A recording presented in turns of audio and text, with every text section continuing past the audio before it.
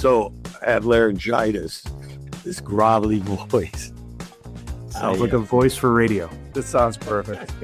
So I always said it was a face for radio, good voice, but now I don't know. Voice, Ryan, is the only thing I got. It's the only talent I got. So it's pretty existential.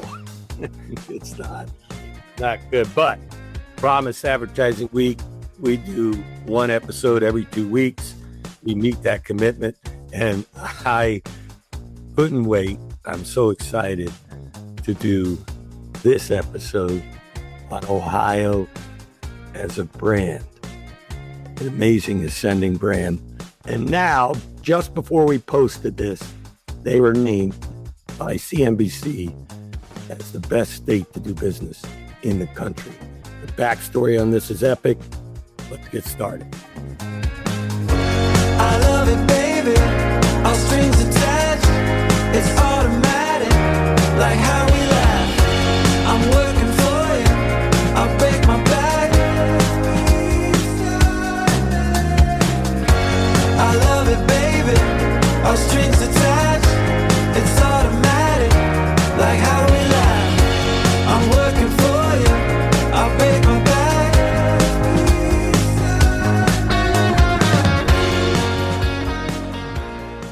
Hello, I'm Rick Milenthal, CEO of The Shipyard, and welcome to Engineering Brand Love, where we introduce you to exceptional leaders, leverage technology and creativity to do great things. Co-hosting with me is my business partner and Chief Strategy Officer, Dave Grzelack. And today, we have Ryan Squire. He leads marketing communications at JobsOhio, helping shape how Ohio competes in a global economy.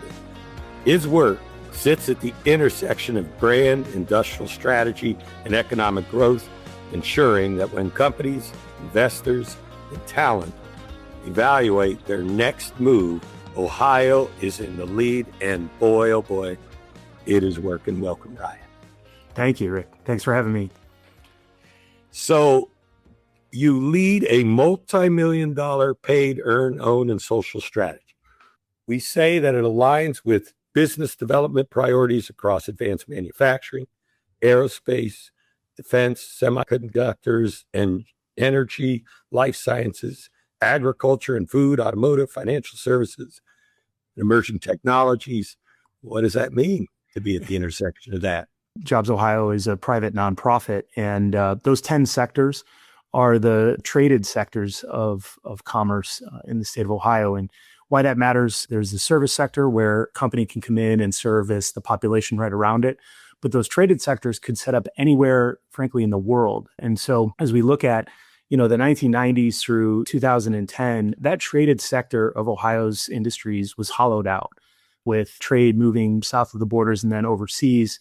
We lost a lot of the companies and jobs that provide Ohioans high wage earnings and earning potential. And so those traded sectors have been the strategy, right? Can we rebuild that industrial base that provides these high wage jobs, for Ohioans? So it's difficult because you have to understand storytelling is critical, and making stories relevant to folks in 10 sectors is a heavy haul. We have an incredible team that becomes experts in those sectors and can understand on a daily basis what are the narratives, what are the things that are important to those companies and to those industries, and then make sure that we're engineering the right story to tell those companies and those industries why Ohio is a place they should be looking at.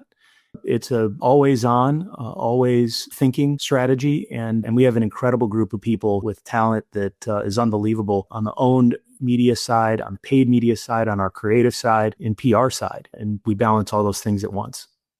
You talked about storytelling. I'm really glad you said that, because I think one of the most epic stories is how JobsOhio started, how it's funded, the entire backstory. Yeah. So Rick, the stories are important because they shape what people know. I think, so it's important that we tell those stories. And Dan Kahneman, economic professor, would talk about how, people think fast and slow. And so repetition in stories, or highly emotional stories, are how we get people to know something new. And so the story around JobsOhio is very interesting. It started in 2011 with Governor John Kasich. He decided that, he wanted to privatize the economic development channel. He felt like there was a need for speed, a need to move faster with businesses and have less red tape. And so he worked with the legislature to create the economic development channel that's privatized and acts as a nonprofit. That was in 2011. It was not a completely new idea. A few other states at the time had done it, but immediately realized that to truly be private and work in a way that balances the confidentiality of companies' information, which is critical to them, with the speed that we needed a private source of funding. And so in 2012, they worked to offer the liquor enterprise. So Ohio is a control state. They privatized the liquor enterprise and sold it to JobsOhio for $1.4 billion. And so raised money in the bond market, purchased the rights to the liquor enterprise, and have operated that as a private nonprofit corporation as well ever since 2012. And that works alongside the Ohio Department of Commerce, Division of Liquor Control. They still have all the decision-making in terms of licensure and product and those things. And then we warehouse and distribute the liquor, and the profits go to JobsOhio. The taxes still go to the state. So all liquor taxes, gallonage taxes, sales tax, all that still goes to the state. But the profits then are kept and used to run the operation, the liquor operation. And then at the end of the year, a certain amount of that is then moved over to JobsOhio, to the Economic Development Corporation, to allow JobsOhio to provide grants, loans, and other incentives for economic development. So to help companies come here, grow here, build jobs, et cetera. All right, let's encapsulate what you just said. It's Governor John Kasich. Some of our listeners will probably remember he was the last man standing in the primary 2016 into 2016 election. President Donald Trump, he's a very successful governor here in Ohio. And they conceive of how to really build jobs in Ohio and work it out in order to use liquor sales, which is obviously has a margin to the state, and devote all of that money to job creation, to economic job creation. And of course, another great part of the story is who led it at first.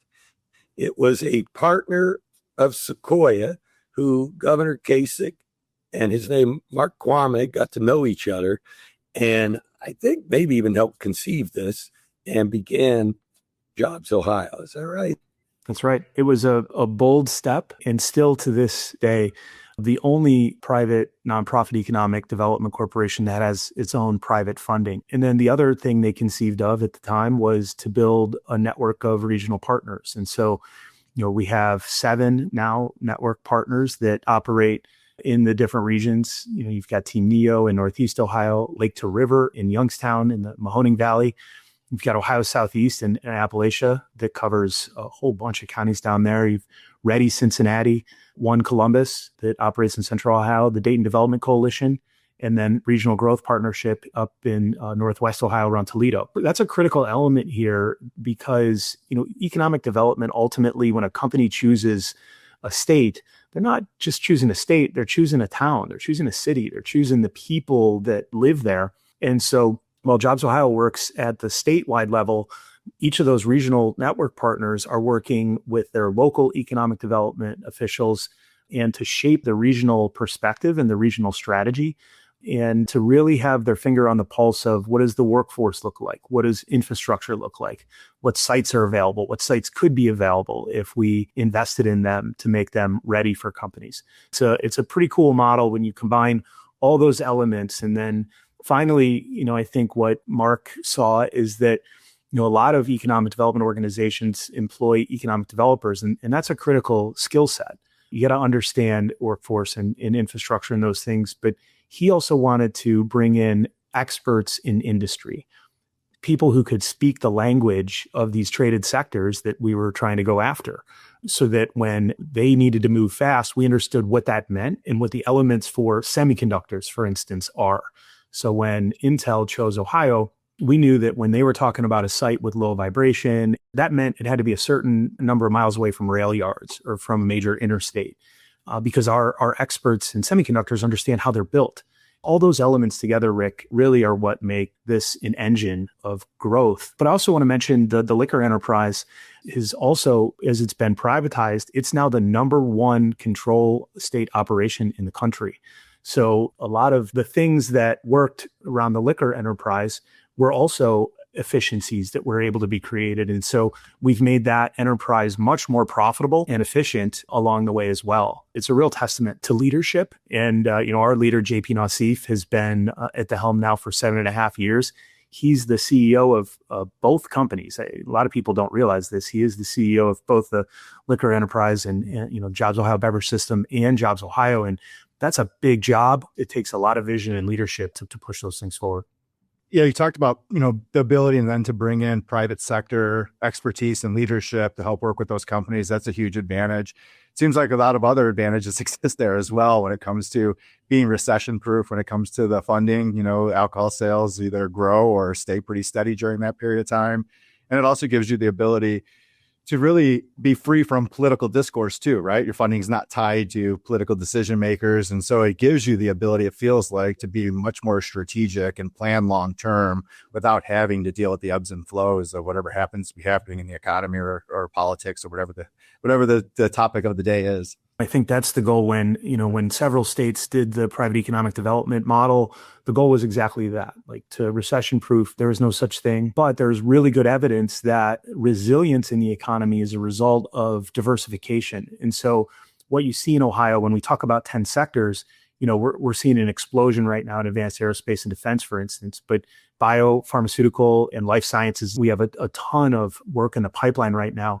You go back a few years ago and automotive with their switch and their move to EV was popping and it was all the rage. But we're building all of these sectors because then the economy and the resilience of the state economy doesn't rely on just one, right? So when you see a banking crisis and you're completely modeled on top of financial services, it creates a lot of turmoil when you see, the auto bailout 2009, 10, and what happened around that when your economy was focused only on automotive jobs. That's a huge problem, and it can wipe out an area in a matter of months. And so that diversity of industry has been an absolutely critical and intentional strategy that we have. And then I think, the other part of that is that working alongside the state has also been a superpower. So the idea that we sit in a corner and kind of do this thing on our own is not true. We work closely with the Department of Development.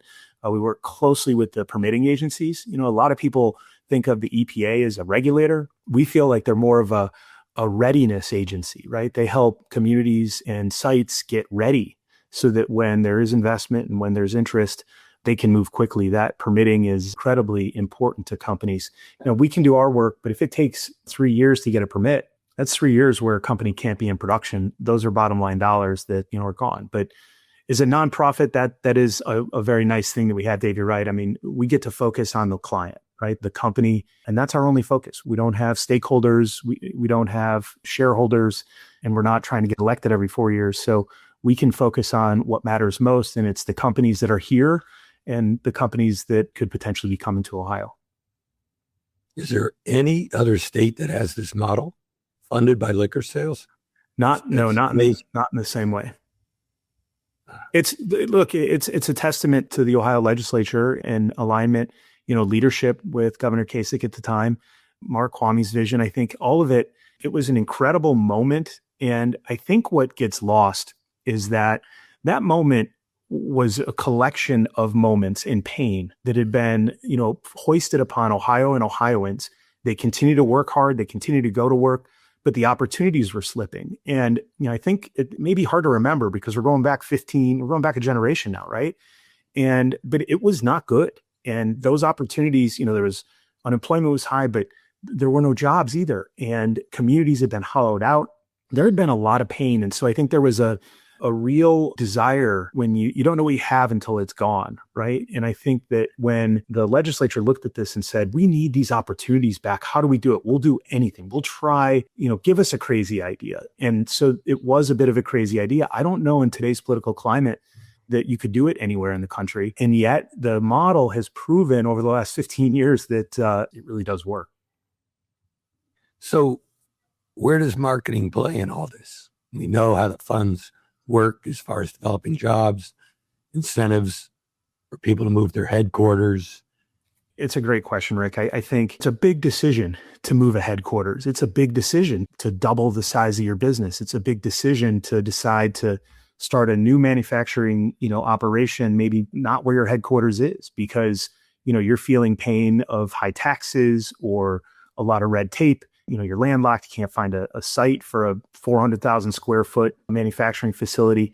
And so it's critically important that when we understand that people making those decisions don't do that. That isn't like a wake up today and let's build a 1 million square foot manufacturing facility in Ohio.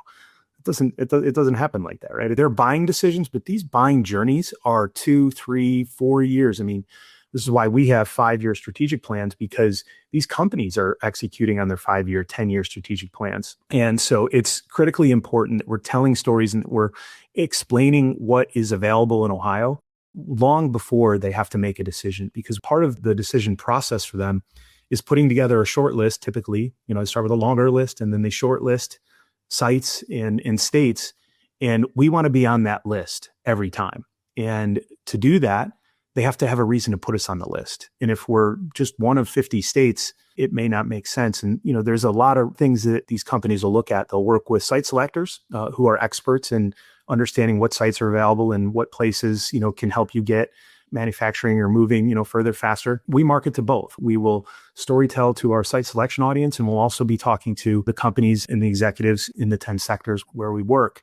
But we don't look at that as hey, you need to buy us now, because again, 2 to 3 year time period, decision-making process. And so we have to be always there and top of mind. And so, I think what matters most to them is, depending on the year, it's talent and it's infrastructure, because those are the two things that become their pain point. When they're going to invest $1 billion in a site, they have to know that that site is ready to take that money. If they have to spend another $500 million to clean it up and they didn't know about that, that's a huge problem. And that becomes a trust issue.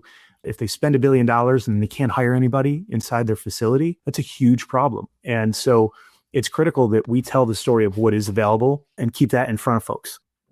One of the things I've also been really impressed with that you guys have done, it seems in comparison to other states, you've had the ability to be much bolder and really take, swings, whether it's, talking specifically to other markets and our comparison against other markets, or the CES kind of, activation that you had. Those kinds of activities seem, unique for a state. Does that tie back to being privately owned and not having to deal with legislative committees, or is that just a mindset that you have from a marketing standpoint? I think it's a mindset. We talk about humble confidence in Ohio. Ohioans are confident. They love where they're from. They love their cities. They love to work hard. And we want to make sure that when we're out telling stories and sharing messages, that it reflects the spirit of Ohioans. We don't want to be something that we're not. We don't want to tell a story and then, that's marketing 101, right? Don't try to set an expectation and then not be able to meet that expectation. We want to go to market in a way that is uniquely and consistently like the people that we work for, Ohioans. So it's hardworking. It's proud of where we're from. It's proud of our families. It's proud of our towns, and it's genuine. And it's also not mean. You can be nice and still get work done. And I think there's nothing that embodies Ohio quite like that. The other part of this that's critical to me is I've had great teachers through the years. I was a journalist, and then I worked in social media, and I studied marketing as an adult, not really in college. And what I found from the experts that I worked with, and one of them I'll have to hat tip is my wife, who is a brilliant marketer. I watched her and I watched the questions she'd ask as she was working with clients. And what was different is she made the story about them, made the story about the customer, not about the company. And so this is a critical differentiation in storytelling, right? If you can make the story about the person, the hero that you're trying to reach, it gives them a sense of love and a sense of understanding that if we just went out and said, Ohio's great, Ohio's great, Ohio's great. Okay, that's pretty, as the kids would say, that's pretty Ohio kind of thing to do, right? And so we don't do that. We're going to share the stats. We're going to share the rankings. We're going to talk about what we do have, but we also want to do it in a way that puts the customer in the focus. And because that's what we do when you get here, right? It aligns so well with our operating system as JobsOhio, where the business development folks to the project folks to the sector folks that are working with companies, they want to dive in. They want to know all about the company. They want to understand what's most important to them. They want to understand their 3 and 5 and 10-year goals so that we can build plans, incentives, and do our work with those things in mind. And so we want our marketing to be an extension of that operating system that puts the customer in the middle of it. And so the two of them work really well together. That's beautifully said, because I'm a culture anthropologist by trade. And one of the things we talk quite a bit about in marketing is being able to stand in the shoes of your customer, whether that is corporations and companies that are thinking about moving here, or the companies that are here today, or the workforce. I really feel like you've done a great job at being able to stand in those shoes. And whether it's traffic or it's taxes or it's incentive programs or it's the workforce development, whatever it might be, you constantly seem to be speaking to exactly the heart and soul of who those customers are. And I think that works very hard for you. Think about the brand challenge he just talked about, Dave. He even said, I think it was a millennial meme. It's so Ohio, right? I think it was in 2019, right? And it's so Ohio, which kind of meant bland or weird, actually. And to turn that, to actually use that and leverage it and do storytelling in that environment and to succeed like this is, did you think about that, Ryan, as you were approaching this from a brand storytelling?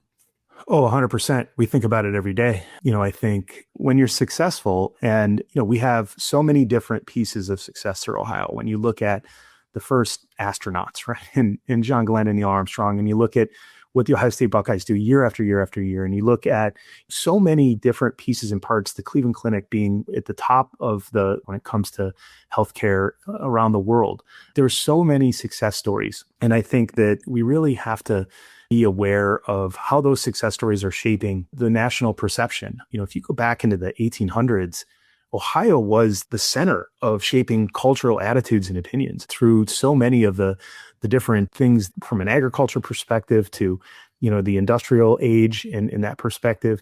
The first cars and the starters and the traffic lights and, all the different things that we used to get around the airplane, right? They're all from here.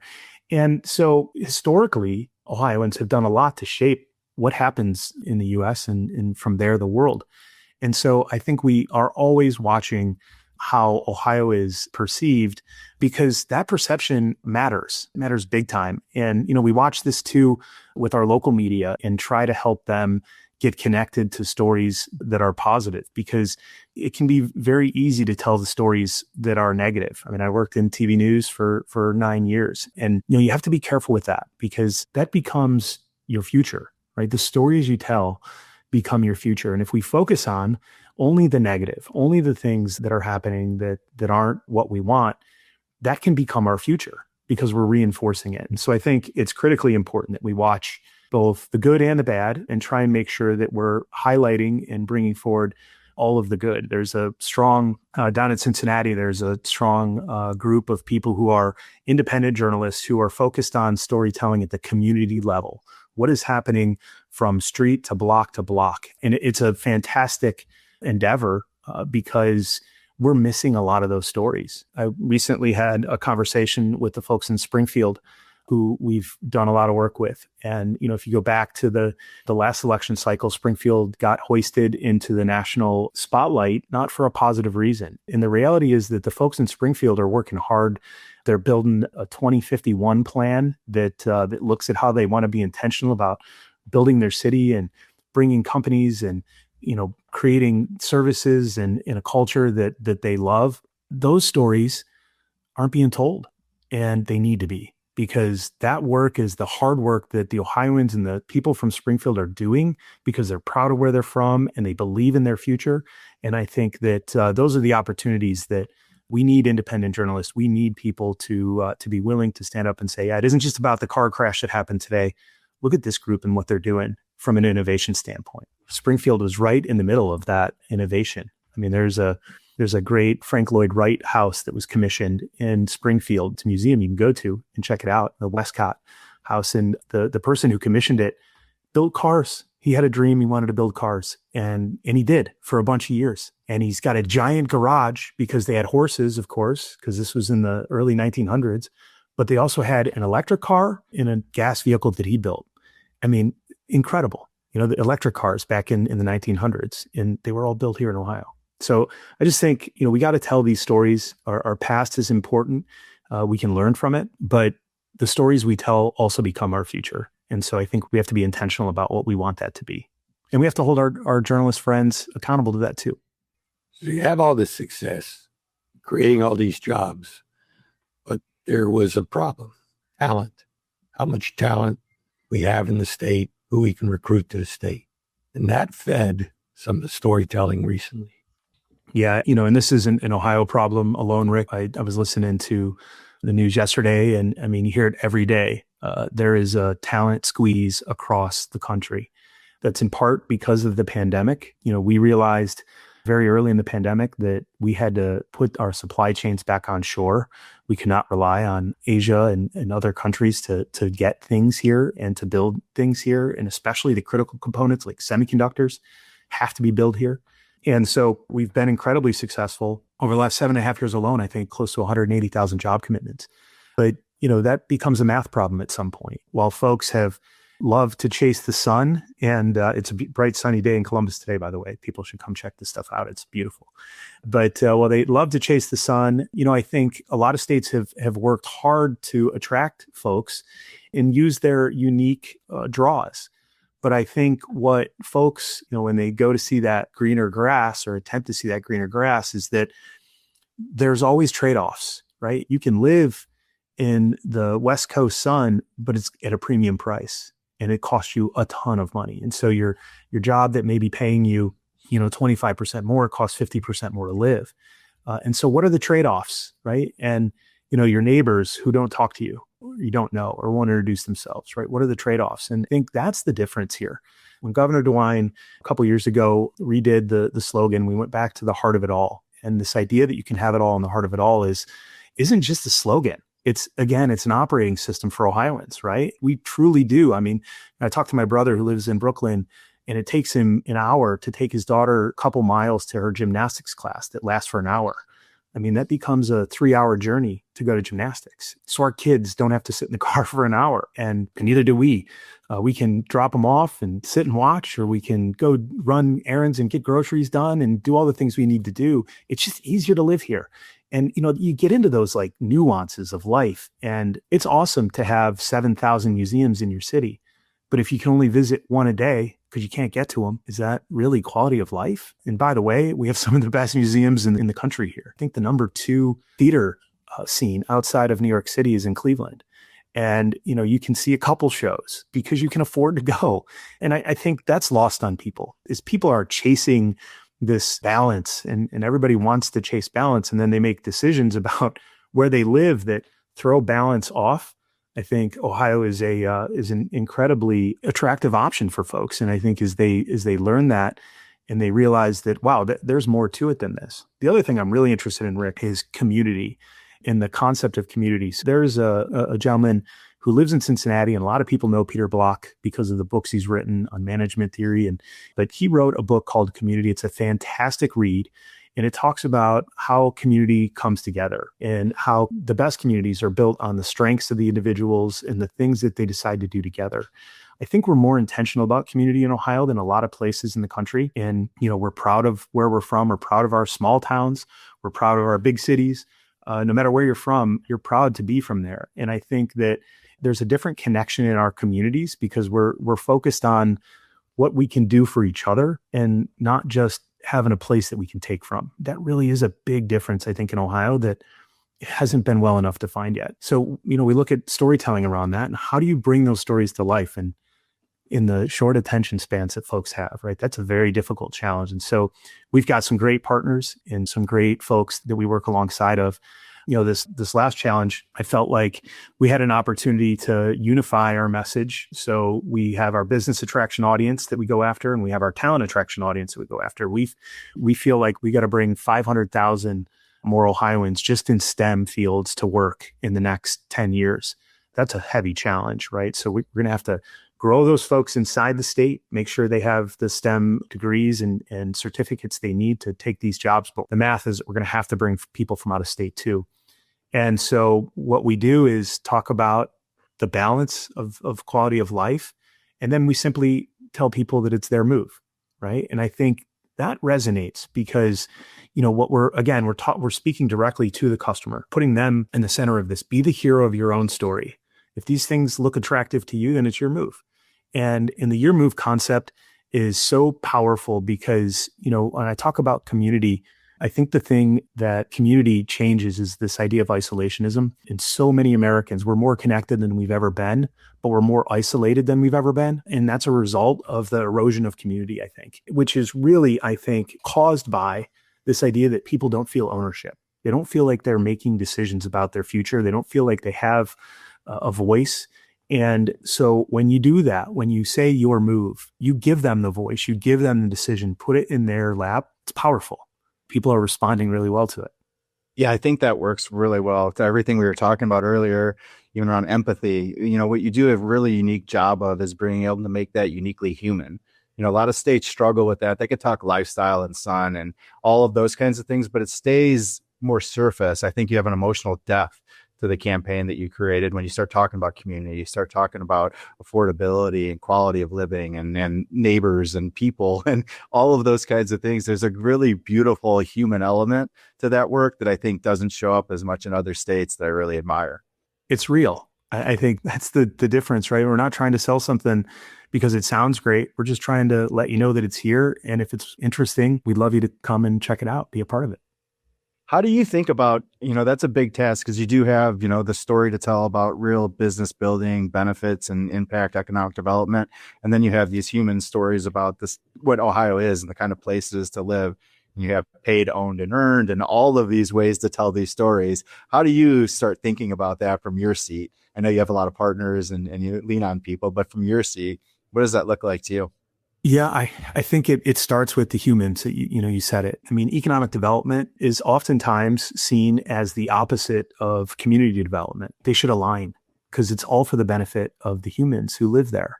And so I think one of the things we've done, Dave, is we're really looking at how do we bring the human stories into economic development because there's humans that are being impacted by decisions of companies. So while we're working with these companies, we're doing it for Ohioans and to benefit Ohioans. That means a job.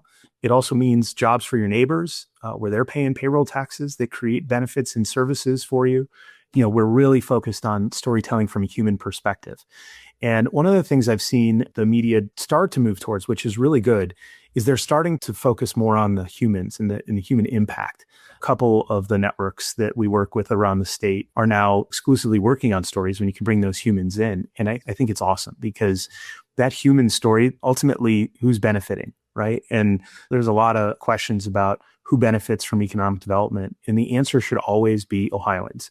So if we tell those stories from their standpoint, that's where the focus should be. And whether that's in paid media, owned media, earned media, I blur those lines a lot because we shouldn't be telling different stories in different channels. Of course, different audiences may need to hear different stories, but it should all be about stories and it should be about the humans that power what's happening here in our state. What about the insight on that campaign? The one Ryan's talking about, your move. That's your move. And it's a little bit, I think, what do you guys think? You're on the coast. We're in the Bay Area. Yeah. You tell your buddy, I'm moving to Ohio. And we love Ohio. We live in Ohio. We're headquartered in Ohio. I just love talking about this. But the buddy might turn to him and say, like, you're crazy. Yeah. We hear it all the time. I think that's one of the beauties of it. When Ryan was talking about empowerment, it's empowering to say your move. There's a beauty to the campaign that has you really kind of step back and think about overall quality of life. And what are you actually looking for? What do you want your actual daily life to look like? Not just to get caught up into, what culture or what society kind of pictures as success, right? Those stereotypes of what success looks like, to challenge those, challenge those things in an authentic way. in a real human way. Like Ryan's talking about, you can see multiple shows. You can get to traffic and how easy it is to get back and forth, the sense of community that's developed, all of those things, affordability, like all of that, and the life that you can create matters. And it's like, I know this is about the state of Ohio, but there's almost like a public service good that's done in that campaign, because it's good for people to actually pause and not get caught up in this kind of hamster wheel of like what success looks like and where I need to be in order to consider myself to be a success, and really just think about you as an individual, you and your family. What does success look like there? What kind of quality of life do you want to have? And to put that in the hands of the end customer is really empowering. And I think it works very beautifully from an emotional standpoint that way. Well, I think folks feel like they have to give up, right? Like I have a dream, I want to build a business, but I have to have a job because I need to pay for my apartment, my house, my marriage, my kids. And that's where it's different here. These jobs we're talking about are family sustaining jobs that still give you time in your life to do other things. And so folks can also build their business, build their dream on the side until it's not. That's why you see a lot of these businesses and companies popping up here, and a lot of innovation here, because when they need talent, it's here. And so that's not new. And I'm really excited about the increase in manufacturing, the increase in making things here again in Ohio. We were at CES, I think it was Aaron Slotov that said he thinks Ohio is Shenzhen and, the next manufacturing moment. And I mean, that's a powerful statement. And what is that? What does that mean? Well, that means that we're going to, not only are we going to be making things, but when you're making things better and you're inventing. And I think that's the thing that has frustrated Ohioans the most over the last, couple decades, is that we weren't seeing those same kind of innovations at the same pace, at the same level. That's going to change. Mark my words. We start making things again, and we're doing it now. You're going to see those inventions and the innovation at a whole nother clip that you haven't seen, because there isn't the red tape. There isn't the friction that exists in so many other places where innovation still happens. It won't happen at the same pace as it can in Ohio, for the same reason that companies are choosing here, because of the red tape and the lack of it, and the pace that they can move with lower friction. Innovation is going to follow, and it's going to be exciting to see. And I think that's inspiring for people, right? So when we talk about, their move, I mean, your move, but also, do you want to come and be a part of something? Do you want to be a part of something that's awesome and future? Because it isn't just, the cornfields. I mean, there's some incredible things happening here, and you get to be a part of that. It's different here because we're going to ask you to be a part owner of that too. I was at CES. David, you should have seen it. I mean, first of all, every exhibit hall, the outside, was your move from Ohio. Very proud of that partnership, Ryan. And it was the star of the show. And then throughout all the corridors, you move. So I'm walking up to the building with a bunch of folks from the Bay Area, CES. And we're going up, and I say, look at that. They were blown away. I think one of the things, when you have a message and a story which does not fit conventional wisdom for folks, you can go two ways. And most people do way number one, which is be demure. I'm not going to put myself out there. No one's going to believe it. It's not the truth. It's not us. It doesn't speak to us. That's where it usually goes. In these last few years, this bold move by JobsOhio, I mean, are you seeing results from it, Ryan? Well, that's the beautiful thing, right? I mean, I think that a year ago, when I moved into this role, Rick, I challenged you guys too. And I said, I love the message. I love where we're at on this, but we've got to measure. We've got to make sure that we know what we're making a difference with.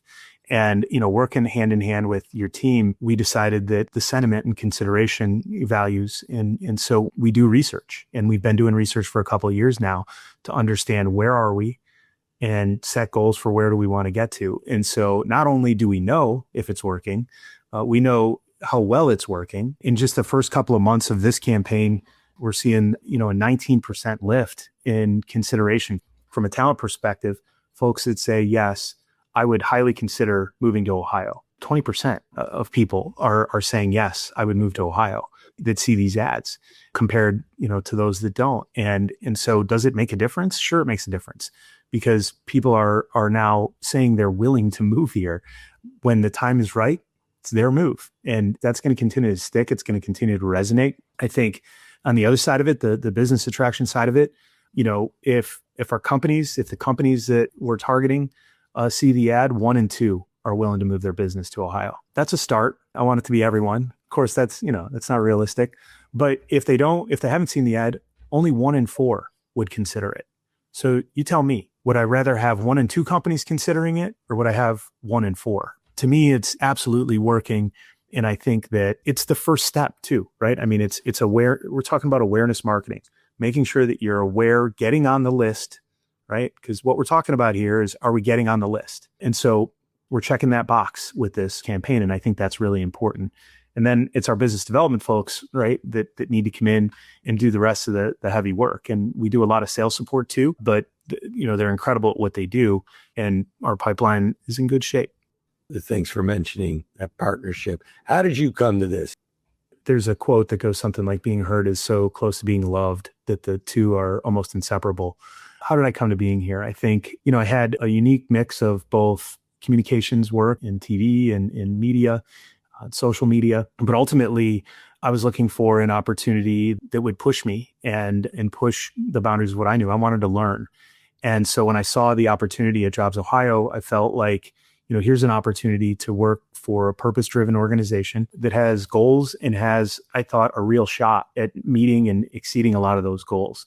I think that, love is a very important word in my life. I think that love is both an operating system and an emotion. And I think that if we treat each other with a little bit of love every day, then it becomes a way of living that is so embodied by Ohio. And so I felt like this opportunity just aligned with that opportunity to spread love, my desire to spread love, and to help others understand that they have incredible opportunity in them and around them. Helping folks realize that, I think, is an act of love, and so really treat it that way.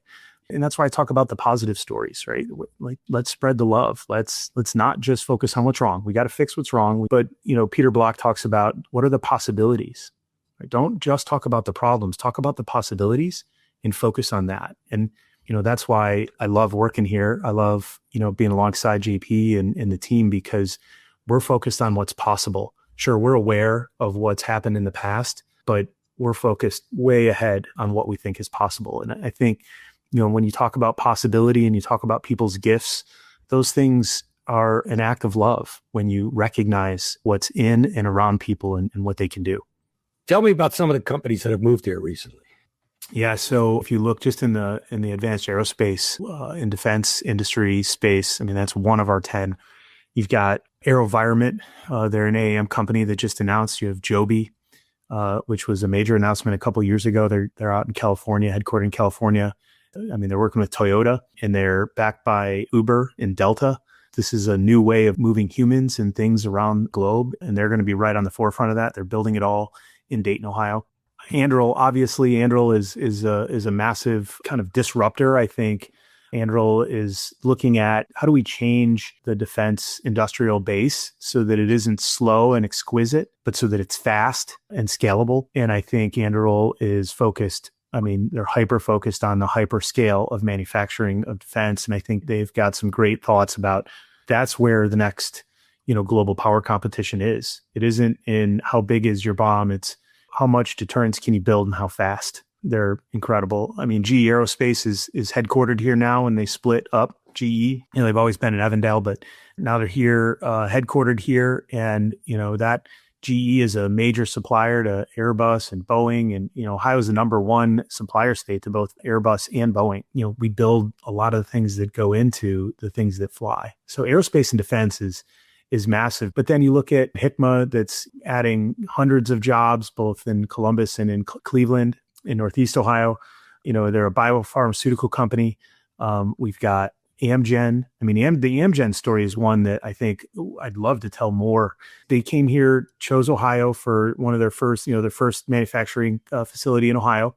And they went from groundbreaking to licensure of that facility faster than anywhere else in the world where they've built.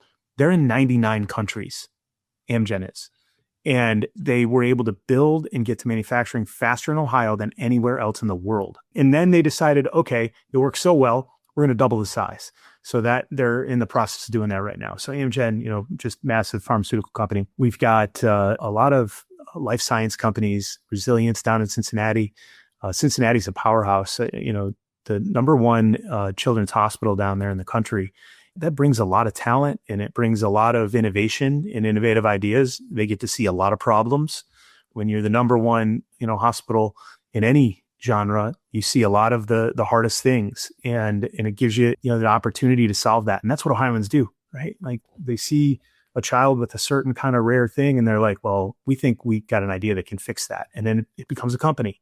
This happens over and over and over in Cleveland, Columbus, Cincinnati, but out in Dayton with the Wright-Patterson Air Force Base and the Air Force Research Lab and the innovation that's happening out there to the innovation hubs in Toledo and Akron, it's everywhere. That's a great success. Absolutely great success. We couldn't be more excited. I think, over the last 15 years, you go back 16 years ago, the year before JobsOhio was started, we were the 34th top state for business, according to CNBC. It was our worst ranking ever.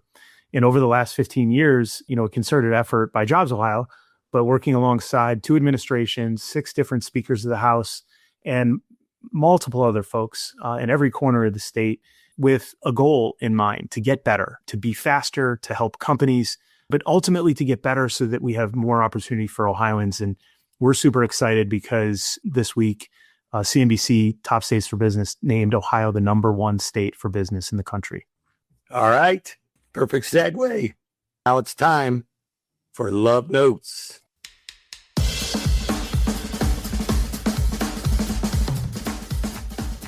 In Love Notes, a little riff on some of the industry's most recent events and trends. I only picked one today, the big one. SpaceX completed the largest initial public offering in history, debuting on the NASDAQ under the ticket SPCX. The record-breaking offering was priced at $135 per share, ultimately raising approximately $85.7 billion. Under the new public structure, SpaceX combines rocket manufacturing, the Starlink satellite internet network, XAI, and the X platform, formerly Twitter, into one giant company. What do we think? Yeah, I think it's news for marketing in a pretty significant way. I think when you think about the totality of all those companies that are now together, you have Starlink, which is providing access to new markets. So there's market expansion. There's opportunities even when you're thinking about traveling and your air flights and targeting, bringing kind of digital living room to flights and people in travel in remote areas. You have X, which is really the town square, which is gathering conversations and keeping a pulse on public sentiment and the conversation happening there. XAI is translating that into relevancy and understanding what's important. Generative AI is helping you create ads then that target with that specificity. And so there's just so much there that's connected in this ecosystem that I think represents both market expansion and the opportunity for more increased personalization, targeting people more directly, more relevant by complete understanding kind of not just where they are, but who they are with the combination of X and Starlink together. First of all, I think that what he's done in building this incredible entity is just, it's the American dream, right? And I think it's an embodiment of the American dream.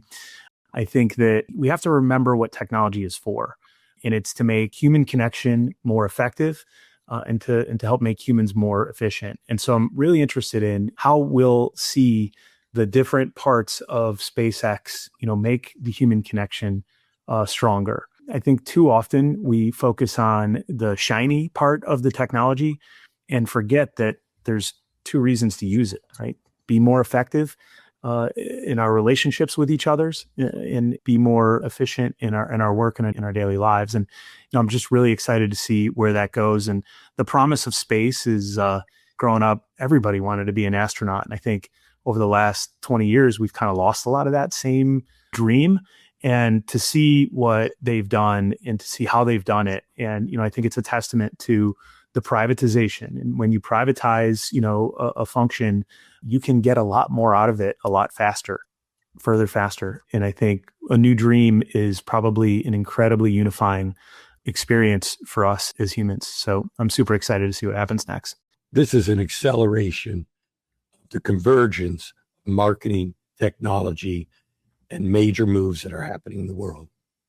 This is what we mean by engineering. Yeah, the engineering part of it, you could talk about it and people, sometimes lend on the negative side of things. But from a marketing standpoint, I think there's a lot of beauty in all of these things coming together and what it speaks to the future of marketing. Because in our industry for years and years and years, agencies and marketers used to talk about being disruptive and breaking through. And really what we're talking about is this experience that consumers are trying to have. We're going to bust through that and interrupt it and create some kind of moment where they'll remember us and disrupt what they're trying to do.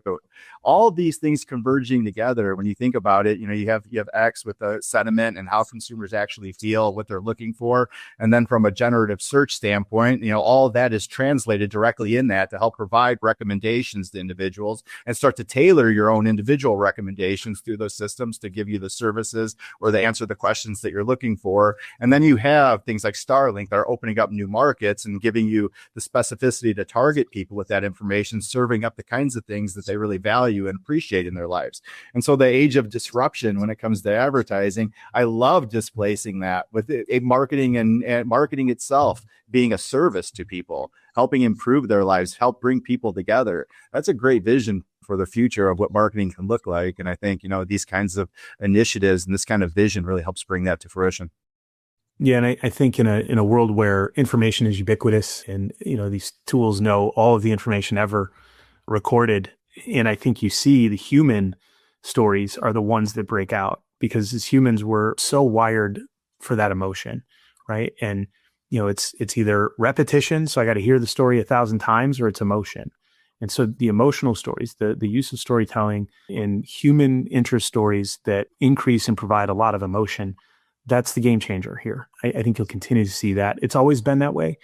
But instead of just mass information all the time, I think you're going to see humans lean into where is the human element that's harder for the computers to replicate.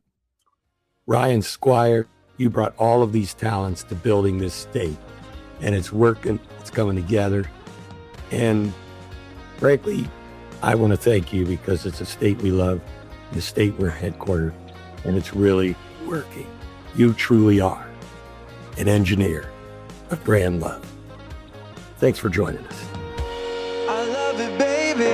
Our strings attached. It's automatic, like how we